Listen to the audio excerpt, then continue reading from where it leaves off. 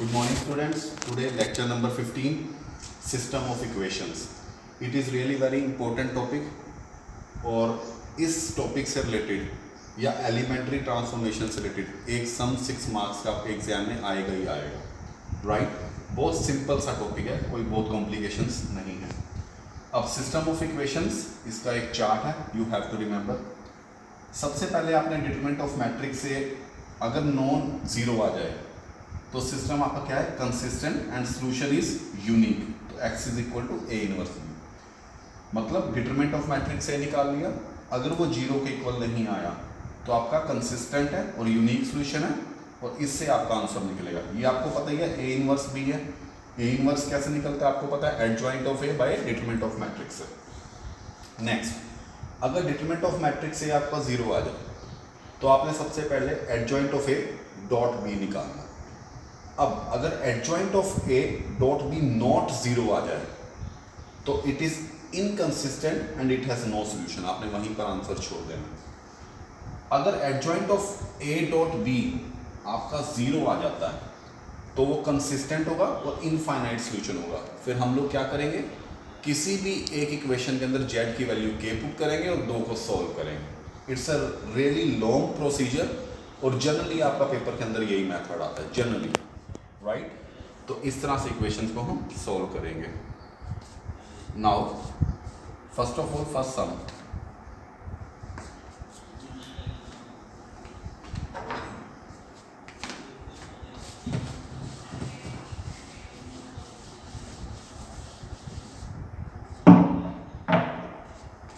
solve the following set of equation. Let a is equal to 1 1 1 1 minus 1 1 2 1 minus 1 and x is equal to x y z and b is equal to 6 2 1.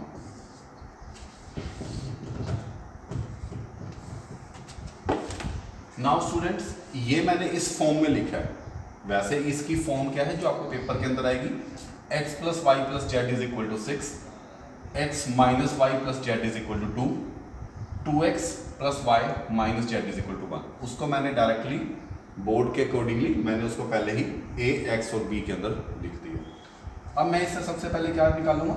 Determinant. 1 minus 1, this is plus 1, minus 1 0, minus 1 तो यह minus 1 और minus 2 minus 3, plus 1 तो 1 plus 2 3, तो this is your 6, that is equal to not equal to 6, right? अगर ऐसा आ जाए determinant of matrix is not equal to 0 तो आपका क्या होएगा? System is inconsistent, your system is inconsistent and unique solution. तो आप क्या करेंगे? x is equal to A inverse B को फाइंड आउट करेंगे, राइट? A inverse B. अब x is equal to A inverse B, that means आपको A inverse निकालना। A inverse आप कैसे निकालते हैं? Adjoint of A by determinant of matrix. अब इसके आपको एडजॉइंट ऑफ ए निकालने आते हैं। हमने 2-3 लेक्चर्स पहले अलग से एक लेक्चर लिया था जिसमें मैंने आपको एडजॉइंट ऑफ ए निकालने सिखाए थे। A11 मैं एक आपको निकाल के दिखा देता हूँ दोबारा।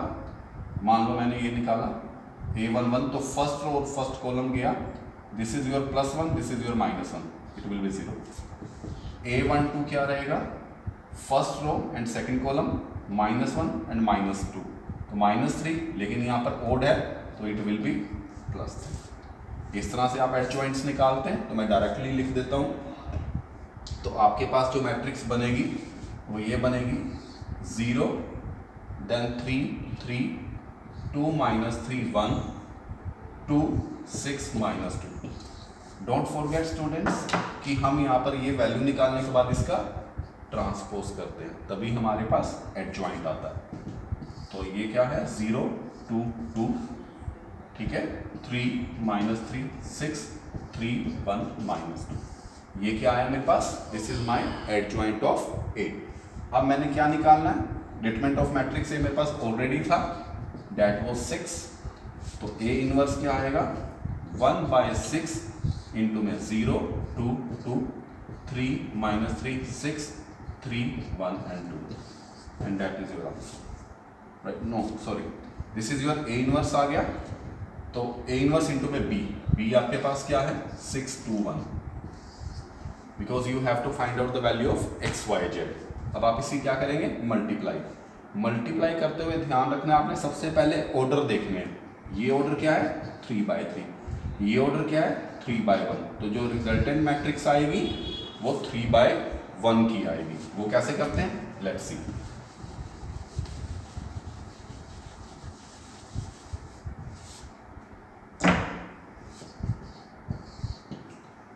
जीरो का 6 के साथ प्लस 2 का 2 के साथ प्लस 2 का 1 के साथ, right?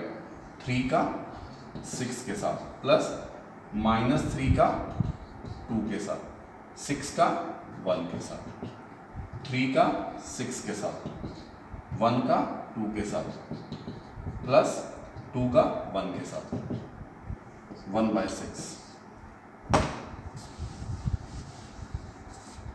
It is 0 4 plus 2 6 18 minus 6 plus 6, so it will be 18 plus 2 plus 2, so it will be 22।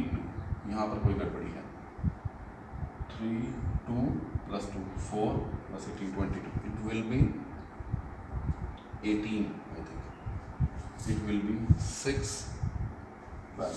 कहीं गलती हुई है छोटी सी, तो ये कैलकुलेशन चेक कर लेना। तो आपका जो आंसर आ रहा है वो x की वैल्यू 1, y की वैल्यू 2 और z की वैल्यू 3। स्टूडेंट्स एक बात हमेशा याद रखना इस क्वेश्चन में, मुझे इतने टाइम का एक्सपीरियंस है, आप लोग ये देखें कि जब बच्चे करते हैं बहुत सिंपल क्वेश्चन है, गलती सिर्फ यहाँ पर मल्टीप्लिकेशन में होएगी। एक बात हमेशा याद रखना, यहाँ पर वैल्यू को नोट करो, x = 1, y = 2, z = 3। अगर आपकी एक वैल्यू 1 आ रही है तो बाकी जो y और z की वैल्यू आएगी वो लगभग 5 के करीब तक आएगी, इसके बीच की, या हो सकता है एक आधी नेगेटिव आ जाए, बस इतना वेरिएशन हो सकता है, इससे ज़्यादा वेरिएशन नहीं होगा। अगर आपकी एक वैल्यू फॉर एग्जांपल x की वैल्यू मान लो 5 आ रही है, तो y की वैल्यू अगर आपकी 20 आ रही है, z की आपकी 25 आ रही है, तो इसका मतलब ये वाला, क्योंकि अगर पहली वैल्यू 5 है तो वो लगभग 5 और 10 के बीच में आपका आंसर आएगा, या फिर हर जोड़ मार के -2 या -1 तक। अगर इतना वेरिएशन अगर आ गया तो इसका मतलब आपकी कैलकुलेशन में कहीं गलती है, आपको मल्टीप्लाई दोबारा देखनी होगी। ये 6 मार्क्स का क्वेश्चन है, बिल्कुल सिंपल, तो आपके 4.5 मार्क्स लगेंगे, 2 नंबर या 1.5 नंबर आपका कट हो जाएगा। ठीक है, इस तरह इनकी वैल्यूज़ को आप सही तरीके से फाइंड आउट करोगे। नेक्स्ट लेक्चर में हम 2 क्वेश्चंस और देखेंगे। Okay, thank you students, thank you very much.